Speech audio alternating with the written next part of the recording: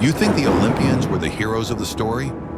You might want to think again. We have been taught to view Zeus and his family as noble guardians of justice, wise rulers living in a golden paradise. But that is a lie. The reality of Mount Olympus was not a fairy tale. It was a nightmare of cosmic proportions. These were not benevolent leaders. They were tyrants who took whatever they wanted, destroyed whoever displeased them, and treated humanity like disposable toys. They were immortal, yes. Powerful, absolutely. But they were also petty, jealous, and utterly terrifying. The myths you think you know are only the sanitized half of the story. Tonight, we tear down the statues to reveal the dark, horrifying truths about the 12 gods of Olympus, their limitless power, their unimaginable cruelty, and their twisted family secrets. First, we look to the throne. Zeus, king of the gods. We are told he is a protector, a father figure to us all. But in reality, he was the ultimate tyrant. He seized power by overthrowing his own father, Cronus, only to become just as ruthless as the monster he destroyed. His rule was defined not by justice, but by paranoia and brutality. Consider the fate of Prometheus. For the crime of giving fire to shivering humanity, Zeus didn't just imprison him. He chained him to a mountain and sent an eagle to eat his regenerating liver, day after day for eternity. It was pure, calculated torture, but his cruelty wasn't reserved for gods alone. When the human race annoyed him, he didn't try to guide them. He decided to erase them. He unleashed a cataclysmic flood, drowning the entire world and wiping out nearly every living soul simply because they displeased him. And then there was his lust. Zeus was a predator who refused to take no for an answer. He shape-shifted into bulls, swans, and golden rain to deceive and assault mortal women. He left a trail of illegitimate children and ruined lives in his wake, leaving his victims to face the wrath of his jealous wife, while he sat safely on his throne, untouchable. Beside the tyrant sat Hera, his wife, and disturbingly, his sister. As the goddess of marriage, she was supposed to represent family unity. Instead, she became the patron saint of jealousy and spite. Because she could not punish Zeus for his endless betrayals, she turned her infinite rage toward his victims. It didn't matter if the women were tricked or forced. Hera hunted them all the same. Take Leto, the mother of Apollo. When Hera found out she was pregnant by Zeus, she cursed the very land itself, forbidding any solid ground to offer Leto shelter. She forced a woman in labor to wander the earth in agony with nowhere to rest. Her hatred even extended to innocent babies. She despised Hercules, Zeus's bastard son, so much that she didn't just want him gone, she wanted him dead. She sent 2 venomous serpents into his nursery to strangle him in his crib. Hera was regal, beautiful, and the queen of heaven. But beneath the crown lay a heart that was terrifyingly unforgiving. Then there is the middle brother, Poseidon. We think of him as the ruler of the waves, but the Greeks feared him as the earthshaker.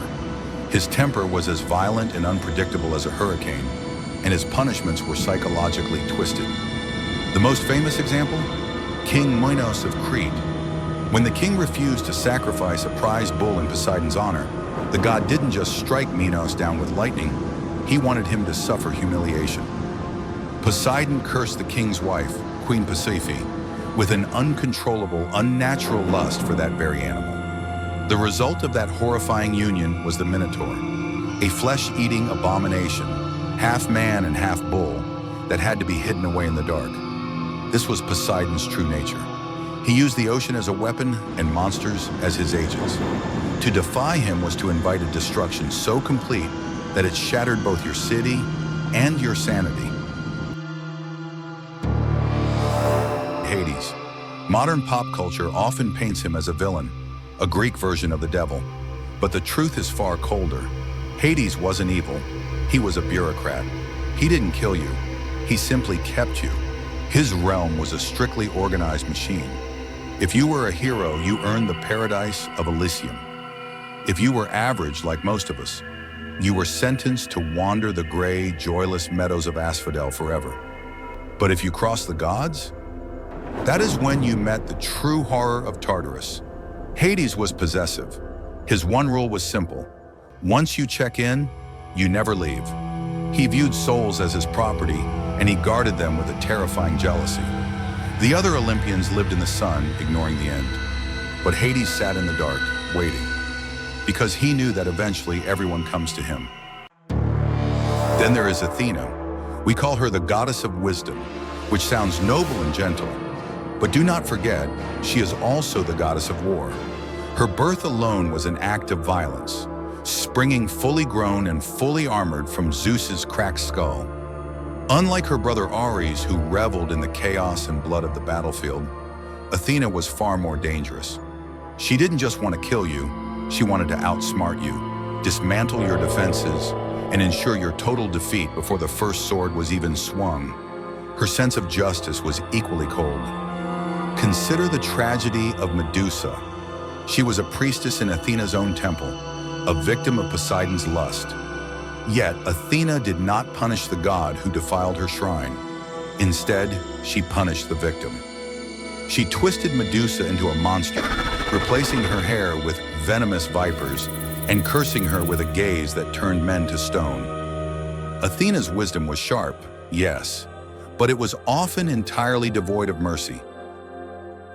If Athena represents the cold logic of the general, Ares represents the madness of the berserker. He is the god of war, but specifically the physical, ugly side of it. The smell of blood, the screams of the dying, and the sheer chaos of the slaughter. Unlike the other Olympians who demanded order, Ares thrived on anarchy. He didn't care about strategy, and he didn't care who won. He only cared that the swords were swinging. He was so consumed by violence that he was arguably the most hated god on Olympus. Even Zeus, his own father, famously told him to his face, "Of all the gods who live on Olympus, you are the most hateful to me." Ares was not a hero to be admired. He was a force of nature to be feared. Next, we face the twins, Apollo and Artemis. They represent the sun and moon, often depicted as the most beautiful and radiant of the Olympians. But do not be fooled by the light. They cast very long, dark shadows. Apollo is the god of healing, yet he is also the god of plagues. With a single shot from his bow, he could unleash deadly epidemics upon entire cities. He was vindictive and arrogant, capable of healing you one moment and striking you dead with disease the next. His sister Artemis was equally ruthless. As the warden of the wilderness, she demanded absolute privacy. When a hunter named Actaeon stumbled upon her bathing, even by accident, she showed no mercy. She transformed him into a mute stag, leaving him to be torn apart and eaten alive by his own beloved hunting dogs. To these twins, humans were not worshippers to be protected. We were simply game to be hunted. Hephaestus is the tragedy of Olympus. As the god of fire and the forge, he was the only Olympian born ugly and lame. His own mother, Hera, was so disgusted by his appearance that she threw him off the mountain shortly after his birth. But fire hardens. Hephaestus didn't fight back with fists, he fought with machines. He became the master engineer of the gods, crafting unbreakable chains and a cursed golden throne that trapped his mother. He forced the very woman who rejected him to beg for his mercy, proving that the one who builds the weapons holds the true power. Then there is his wife, Aphrodite, the goddess of love, born from the severed flesh of a titan crashing into the sea. Her beauty was so intoxicating that it sparked jealousy, feuds, and eventually the Trojan War. She was forced to marry Hephaestus but despised him, seeking passion in the arms of Ares. But her vanity was her undoing. Hephaestus crafted an invisible, unbreakable net, catching the lovers naked in bed. He dragged them before the other gods to be mocked and humiliated. In that moment, the goddess of desire learned that even love is not immune to the cold trap of vengeance. Demeter, the goddess of the harvest, is often seen as a gentle mother figure. But do not forget, she holds the power of life and death over the entire human race. When her daughter Persephone was kidnapped by Hades, Demeter didn't just weep, she went on strike. She froze the earth, creating the first winter. Crops died, famine spread, and humanity began to starve by the thousands. She was willing to let every mortal on earth perish just to force Zeus's hand. Her grief was not passive, it was a weapon of mass destruction. Dionysus is often dismissed as the party god, the fun-loving ruler of wine, but to the ancients, he was the god of madness. His gift of wine didn't just bring joy, it brought chaos. His cults were terrifying. His female followers, the Maenads, would whip themselves into a divine frenzy, running into the mountains to hunt.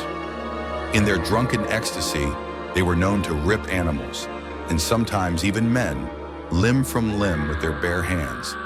Dionysus taught the world that sanity is fragile, and the line between celebration and slaughter is terrifyingly thin. Hermes. He is the messenger, the connection between the mortal and divine, but he is also the patron of thieves and liars. He began his life of crime as an infant, stealing Apollo's sacred cattle on the very day he was born. He is the ultimate trickster, moving unseen between worlds. But he has a darker duty. Hermes is the psychopomp, the guide of the dead.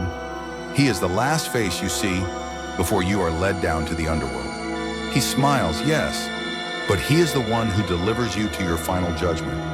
In the end, even the messenger serves death.